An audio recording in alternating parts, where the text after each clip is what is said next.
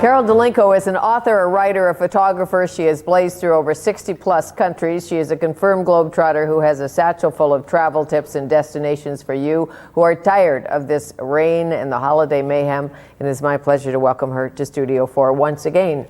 Hi. Hi. So you were listening to Sven Robinson say, you know, Air Canada wasn't all that great and he flies it a lot. What do you think we should do with the airlines? Open it up. Open it up. Why have a monopoly? I mean, number one thing that I think most people in Canada look at is price. So if you're going to get a flight on Air Canada to Toronto for $700, or you can fly an alternate airway, a charter airway that can get you there for $300, which are you going to take? The national airline or the one that your budget is, you know, going to be working with? I say open it up. So your patriotism just went right out the door, didn't it? Yep. Not necessarily. Yep. You can be a patriotic Canadian. I'm very patriotic. You don't have to fly Air Canada. I don't fly the most expensive airline, and unfortunately, Air Canada is the most expensive airline because we don't have any other choices. And we can cross a border and go down to Seattle and get a flight to New York and still save $500 than flying from Vancouver to.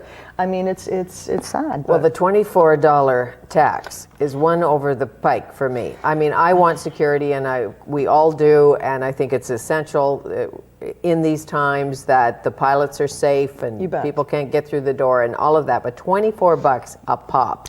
It's ridiculous. It's a tax grab. It's a huge, it's a scam, is what I think it is. Because how much of that $24 is actually going to go towards security? If it is earmarked for security in airports and airlines, that's great. But let's make sure that there's somebody auditing it to make sure that every single one of those dollars goes towards security, and it's not going to some other program that's going to benefit some other thing. Well, we've been whining about the small flights, the float plane flights, Harbour Air, all of the rest, about charging $24 for those flights. Well, no, I hope they don't now put a big system in so that for us to hop from island to island or hop over to Victoria, whether it's on the Helijet or whatever, that they're now going to put in a baggage check because none of us would ever get there. And sky marshals and the whole thing. I mean, I think there has to be a limit, but I do believe there has to be safety on airlines. I mean, we've seen that there's none. So, yes. I mean, there's got to be a big change. But do we as the passengers have to pay that amount? Like, I mean, as you were saying,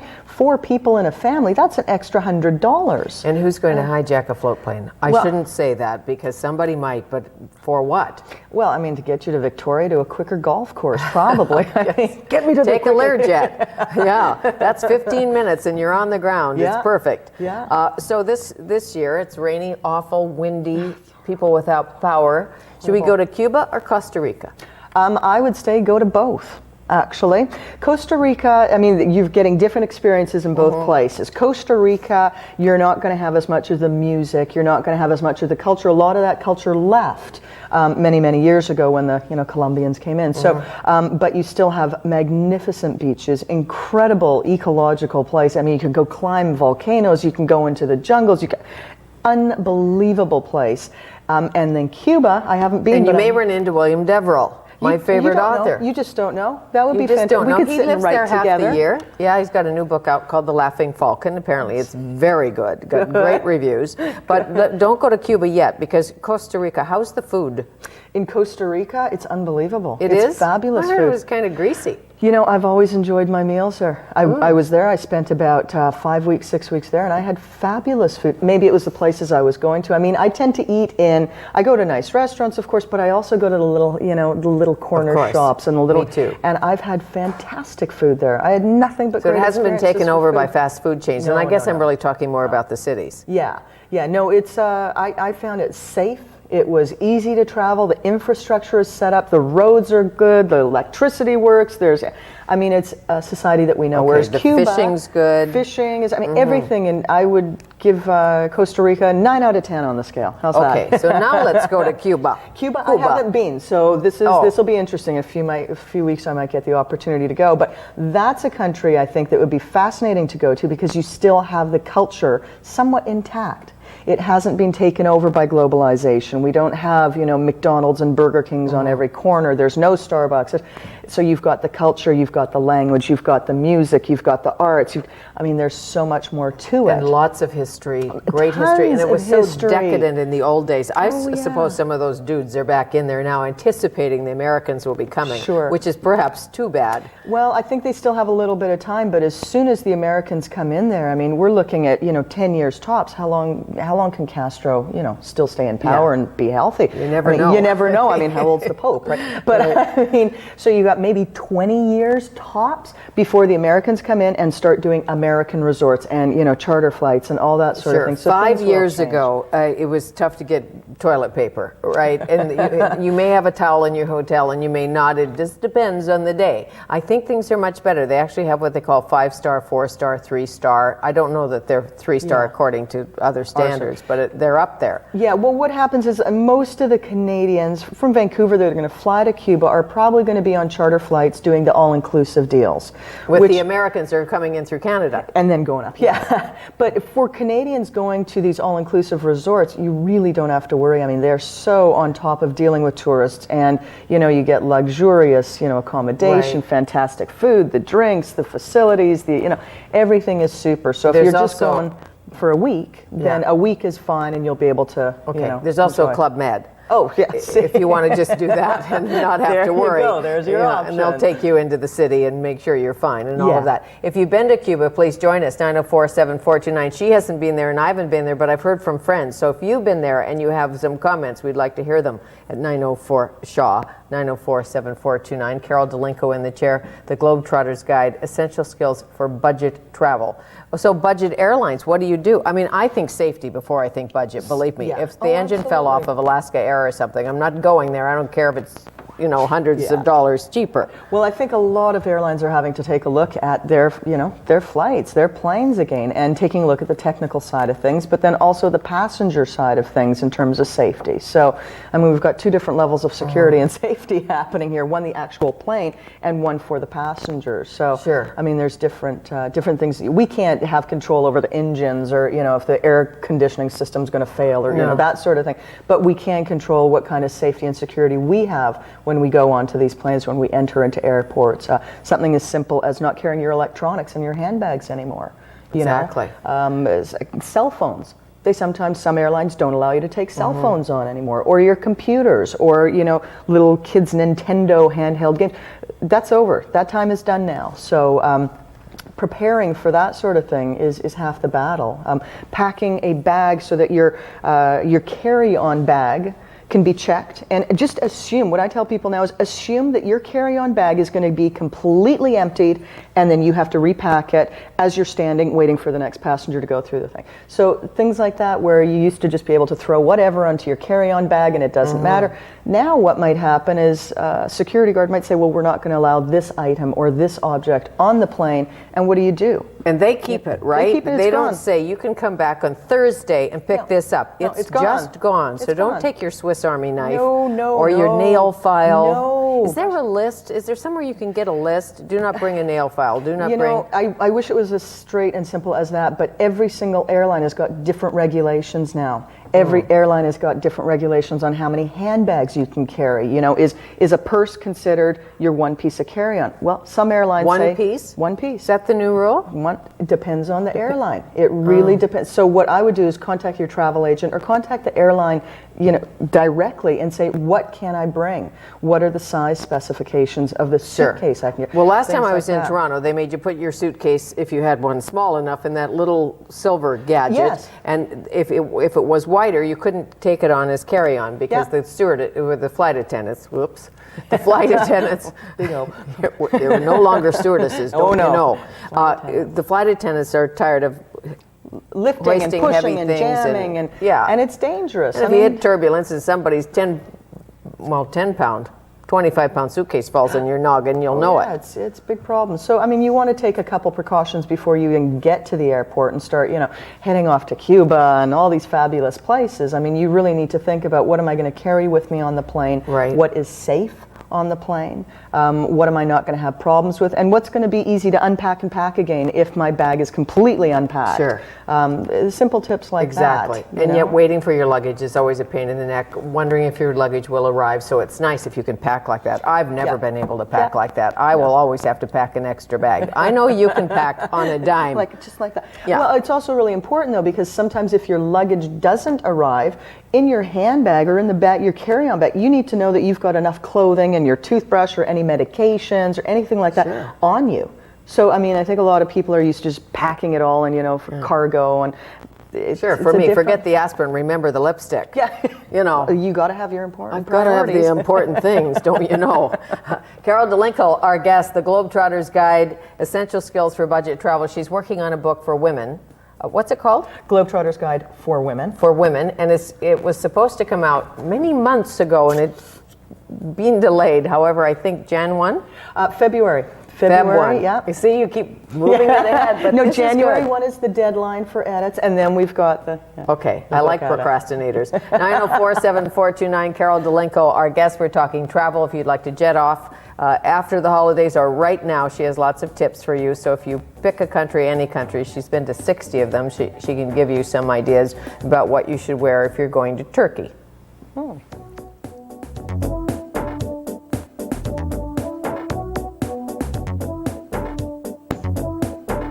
You want to jet off after the holidays to find some sun and a Mai Tai or two, and you have blown your budget, Carol Delinko can help you with that. She's written a book called The Globetrotter's Guide, Essential Skills for Budget Travel. It's been out how long? About 2 years now, and it's still selling off the people love it. It's got good information. Well, sure, because we don't want to break the bank. We don't have a bank to break this year. Well, and you also want to know the skills that it's required to travel properly and to do things safely and to arrive home in one piece. And, there is a skill to traveling. And whether you're shopping and bargaining or whether you're finding accommodation or even looking for a restaurant, there's certain things that you need to look for. Do you go without an agenda? Without an agenda. Do you know what I mean? Many people plan every minute. Some people just say, "Don't worry, Doris, we'll arrive and something will happen." No, I'm not quite that loose. I've always done my research beforehand, so I know everything that there is to see. I know what I'm interested in, but my schedule is always fairly loose because I like leaving room for opportunity. But do you book ahead? Do you make a reservation? You go to Paris, you have a reservation in a specific hotel? For my first night. Only the first night? Usually the first night, maybe, sometimes not. It depends on the city, it depends on the time of year, it depends how many festivals are happening at that point. So again, by doing the research beforehand, I know what to expect. You're also not traveling with kids, dogs, and strollers. I have traveled with my dog before, and that does require a little planning. Oh, yes. Yes, absolutely. An awful lot. Irene from White Rock, hello. Hello. Hi. I'm going to Portugal. Oh, fantastic. On January the 24th, and I hear that the weather won't be very good, so I'm concerned now that I should be wearing warmer clothes than I anticipated.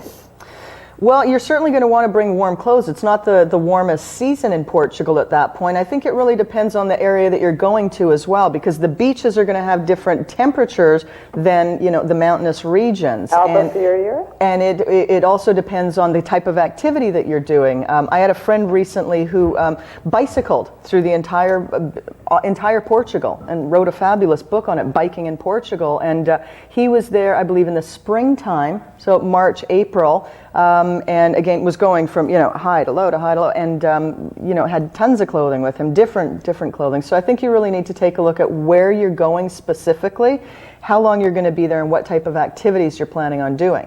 So if you're planning on traveling all over Portugal for a month, and you're going to be going to various cities, then you're going to want to see what kind of clothing. Again, I mean, different cities have different levels of dress that are acceptable as well, right? So being on a beach resort, you're going to dress a little differently than you are in the capital cities, going to nicer hotels and palaces and that sort of thing. Irene, have you seen any of Kathleen Staples' clothes? She has, do you know who I'm talking about? Close friend. She has, is she? Yeah. Well, she has these silk underwear and silk garments, but things you can wrap around so you can look casual or whatever, and they weigh about an ounce. Yeah, and they're fantastic. It's silks and... it's called staples.com or something. We'll try and get the information. Yeah, no, it's fantastic. In fact, I recommend her stuff in my travel book because silks for women are fantastic. In terms of carrying like undergarments, even just a nice little, thing, you wear Right. underneath, put it under. I should have her on the show because she can take just a piece of silk and then you wrap it around and it looks like she's going to an elegant dance. Of course, mine doesn't work quite that well. Mine either. It looks like it's gathered, and I don't know what I'm doing. But no, she's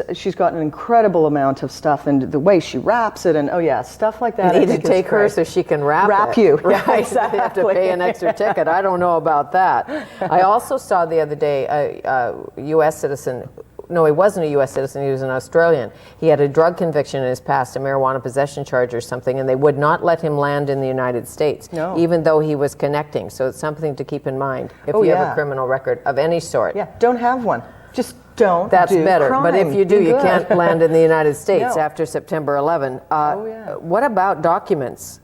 Well, documents you've always got to travel with. You lose your documents in this day and age. Okay, there's a couple things you can do. Number one, I always used to say photocopy your documents, right? Number one, you always want to make sure you have copies of your passport, your birth certificate, driver's license, social insurance number, your plane ticket, your credit card, all that stuff. Now what I've done is I've gone high tech, actually, and I've scanned all of my documents and saved them all as an image on my computer, and I email them to myself. So now if something should happen, I can go to any email, any computer, anywhere, and pull up all my documents and print them out. So there's a lot less hassle now for, oh my gosh, I've lost my passport. Well, you've got either a photocopy of it or you've got a digital copy. So there's things that you can do. I think in general Canadians have been pretty lax about crossing the border into the States. You bring a library card and that's your ID. It's not going to work that way. I ate my U.S. passport. I decided no, I'll travel on the Canadian passport. I think I'm safer. Yeah, no, I have always carried proper ID going down into the States. My friends used to think I was nuts, but it's like, well, it's a passport. I'm going from a country to another country, and yes, the relationship is good and the borders are fine and da-da, but I always used to carry a passport. And now my friends are all saying, oh, so you carry a passport? Should I? Yeah, of course you should. Right. You're going into another country.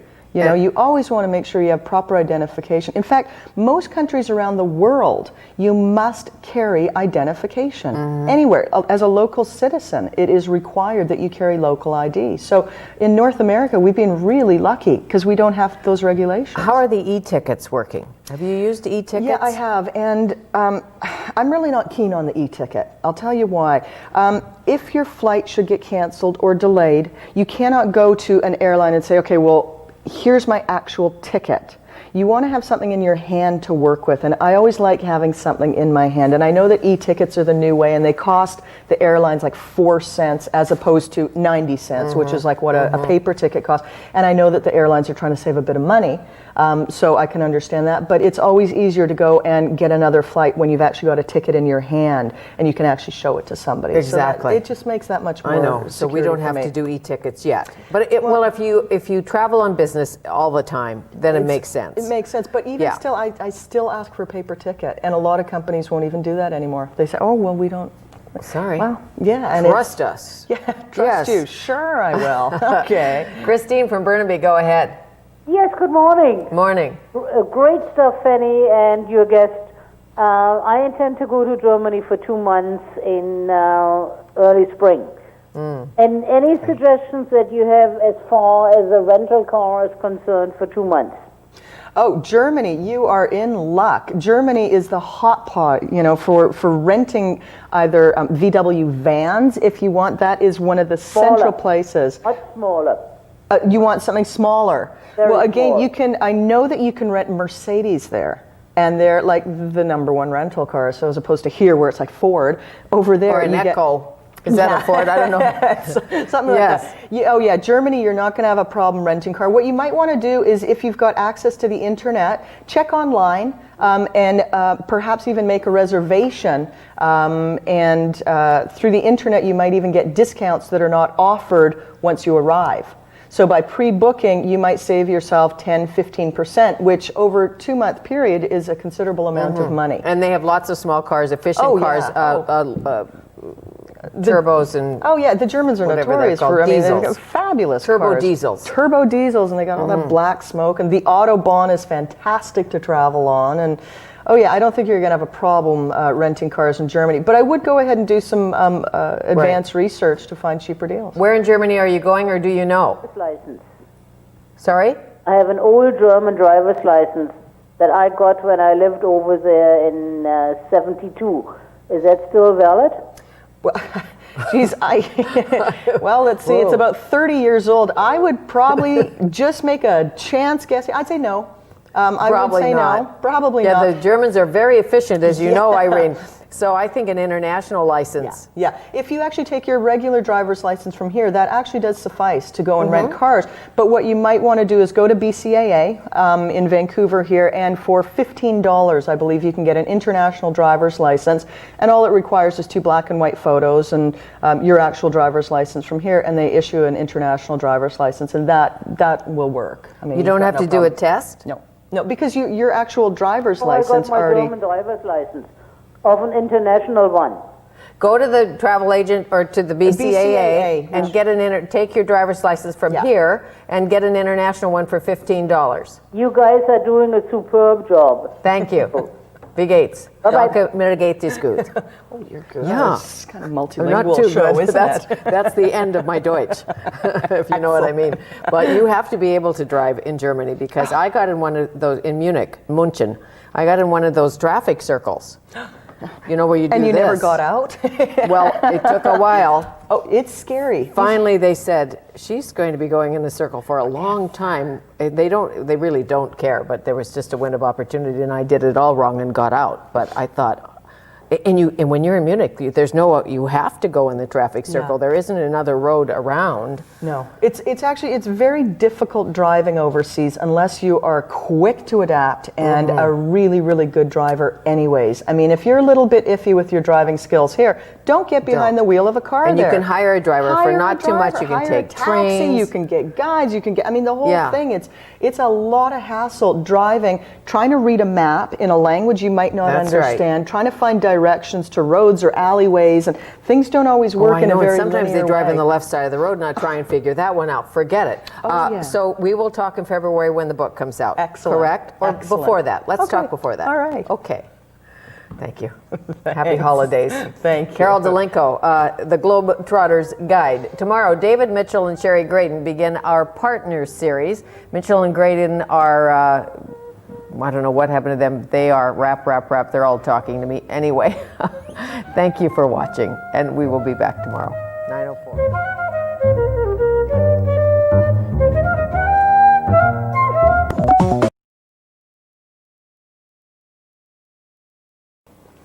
Barbara from Vancouver, go ahead. Yes, I was wondering about India. What do you think about traveling there just now, or and then how would you travel there if you went? I've heard of someone actually having a rail car that they've put on a siding, but I can't find out anything more about it. So. Yeah, India's a very difficult country to travel, actually, Barbara. Number one, you've got to be prepared for a lot more hassles. It's not as straightforward. The infrastructure is not set up as well for tourism. You can buy a rail pass, but it is also easier just to get to India and go and buy a ticket from Delhi to Agra, where the Taj Mahal is. I would recommend traveling in India now. Sure, I don't think there's going to be a lot of problems. I mean, you want to be cautious anywhere you travel, and of course check it out the Department of Foreign Affairs, see if there's any travel advisories or warnings, see if there's any medical warnings on the World Health Organization's website. But it shouldn't be that difficult to travel if you're going for a set amount of time and you have a few things planned for yourself. India is an amazing place, but it is one of the more difficult places to travel, without question. Barbara, why India?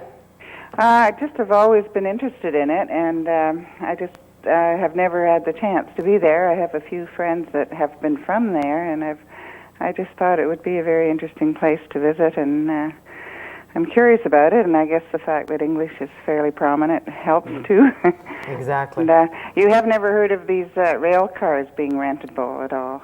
Yeah, I mean, you can get rail cards pretty well for most railways around the world, like whether it's a Eurail pass, whether it's an India pass, even in Australia. I mean, think she said rail cars. An actual car oh, rail that cars. You place and put on a siding and live out of it. Mm-hmm. You live in the rail car on a siding. Yes, I've heard about that in India. I've never heard of that, actually. I don't know if you'd want to live in a rail car in India, quite frankly. Okay. I don't think that sounds too From what I know of India, when I was traveling there, that's the last place I'd want to be, actually.